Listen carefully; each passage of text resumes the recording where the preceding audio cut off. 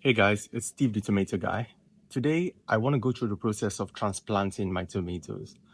I have them in my flats, and today we're putting them in the soil. We've done the hardening off process where we have the flats outside in this terrain.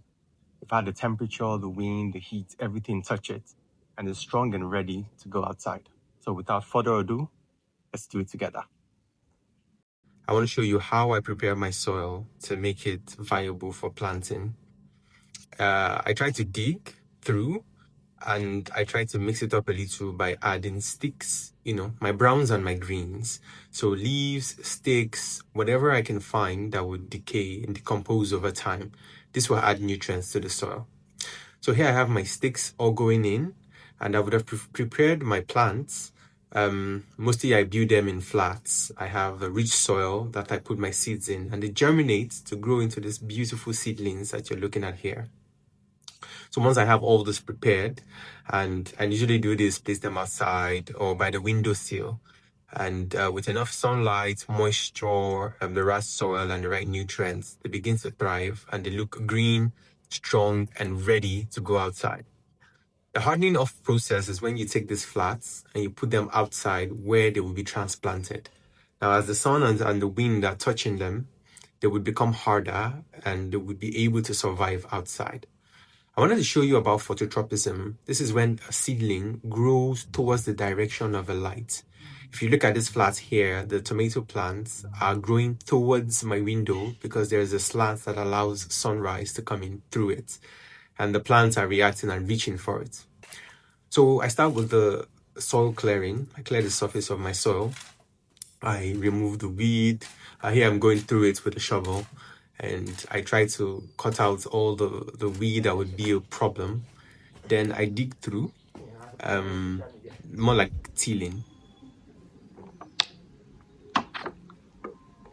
Don't forget to hydrate.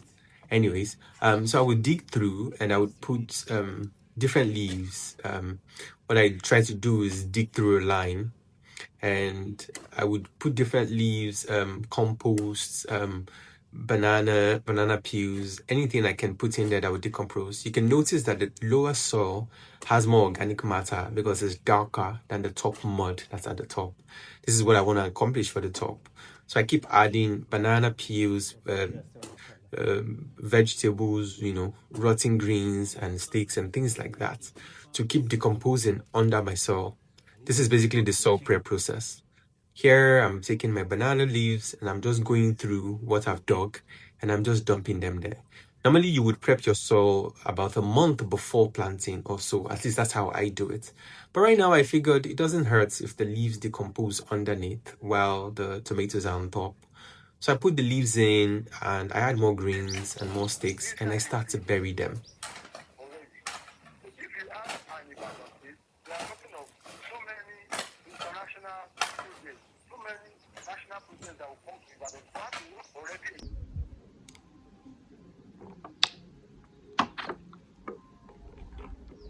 Anyway, after that, I add manure. I get manure from cow dungs, and we have a lot of shepherds that come around, so I just ask them for manure. So I have manure and some onion peels and other stuff. Again, you always want to age your manure. I wouldn't advise adding them this early if you're going to plant on the same day like I am, but I'm doing this to demonstrate it. So you want to add your manure, you want to add your food waste and all that. And when all of that is there, you want to then cover it with tarpaulin and just let it age out there for a few weeks or a month-ish. What I do is when I have everything here and I have them covered with soil, I just get a tarpaulin, get some bricks, put the tarpaulin over it, and put the bricks to hold the edges so I don't get rodents or other pests or things like that crawling in.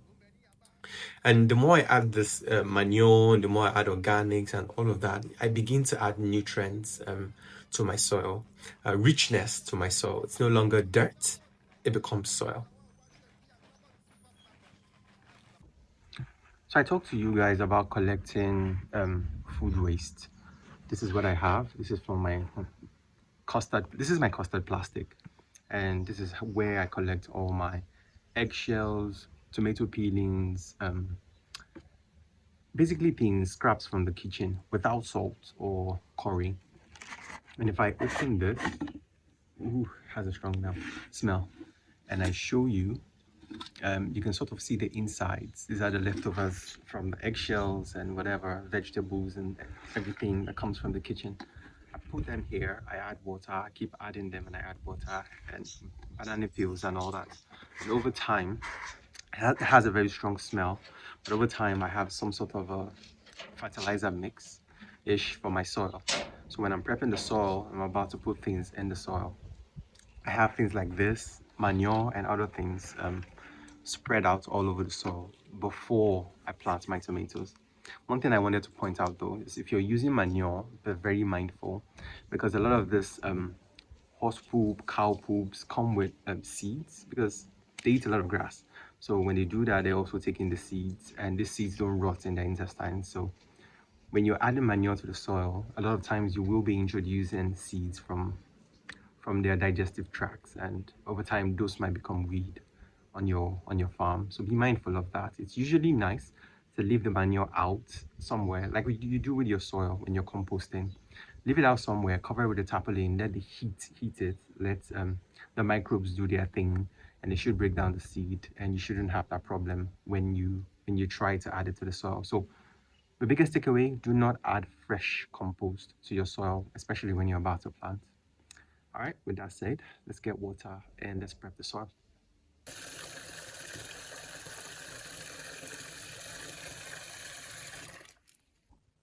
As you can see, the water is a bit murky on the farm. The government doesn't provide water, we provide our own water. This is water from the borehole. There's a problem somewhere. But again, the art of permaculture is to design the land and use it and maximize its use for the benefit of the plants, the natural life, and for yourself. So right now, we work with what we have until we can fix it.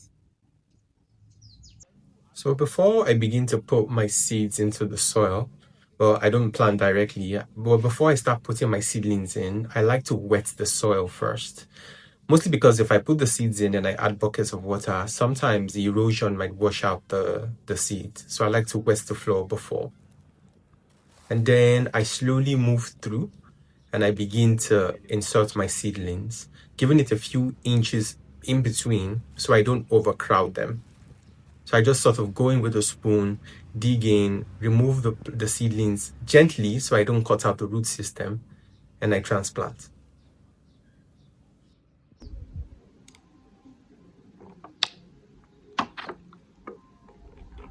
When I'm done with the first row, I moved on to the next row and I begin the process all over again. Again, I go in, I remove the seedlings from my flats, and I dig into the soil with my spoon, my dedicated spoon. Make a hole, put a seedling in, bury it as deeply as I can, close to the leaves, because tomatoes like to be buried deeply. Straighten them out, make another hole, repeat the process, and put the seedling in, bury it. It's just a process that you repeat over and over, making sure not to crowd them, because you might think that the space there is enough, but when they start to grow, the leaves begin to crowd each other.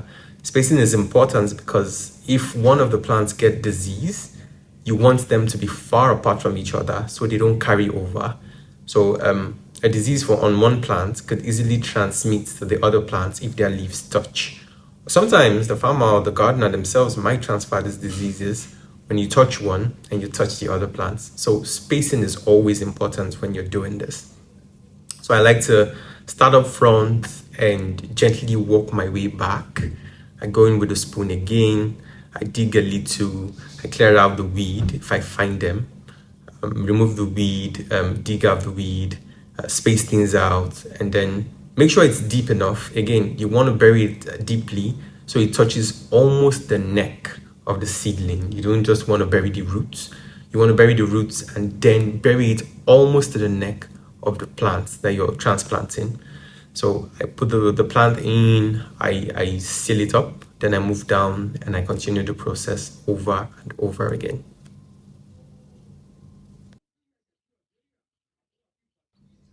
Apart from the pressure on your knees, it's quite an enjoyable process.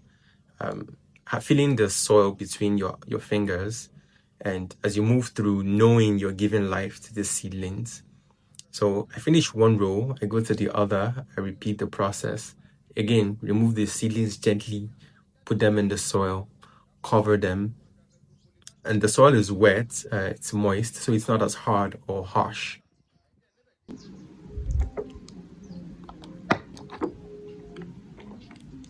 So if you've done everything correctly, within 3-4 months, you should have this. And by the 5th month or thereabouts, you should be ready to harvest. With that said, I will see you in the next video.